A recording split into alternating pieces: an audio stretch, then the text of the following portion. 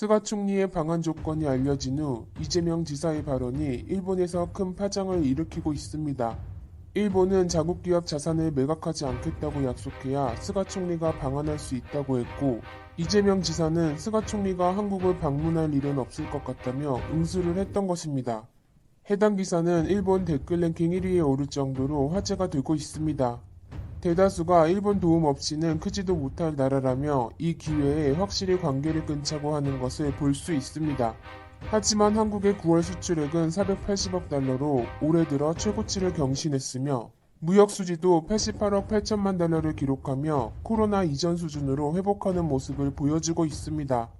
더군다나 일본차와 경쟁하는 한국 자동차 수출이 23% 증가하며 놀라움을 주고 있습니다.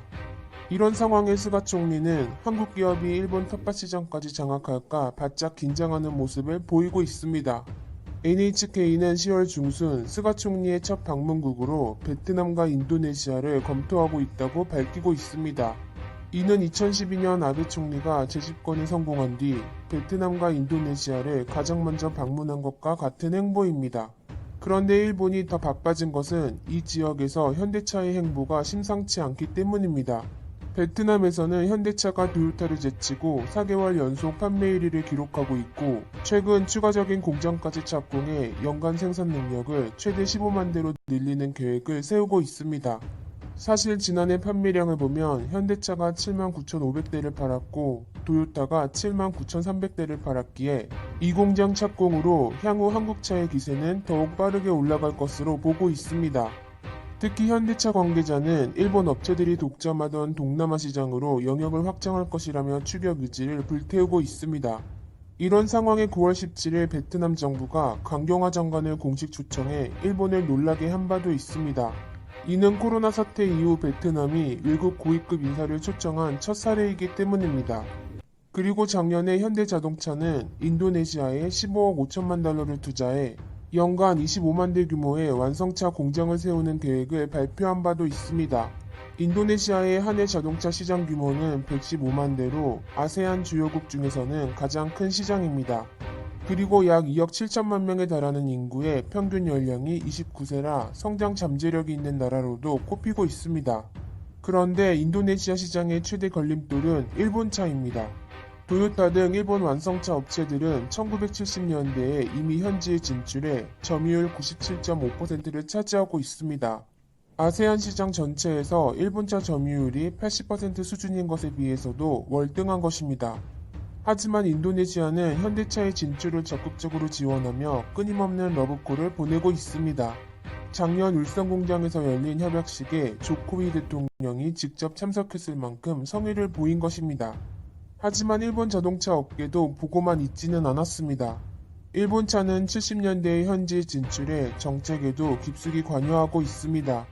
인도네시아 산업부 공무원 중에는 일본 장학생이라는 표현이 있을 정도로 영향력을 키웠던 것입니다. 이에 인도네시아는 한국 전기차 공장 유치를 원하면서도 일본의 강점이 있는 하이브리드 차에 특혜를 주는 모습을 보였습니다.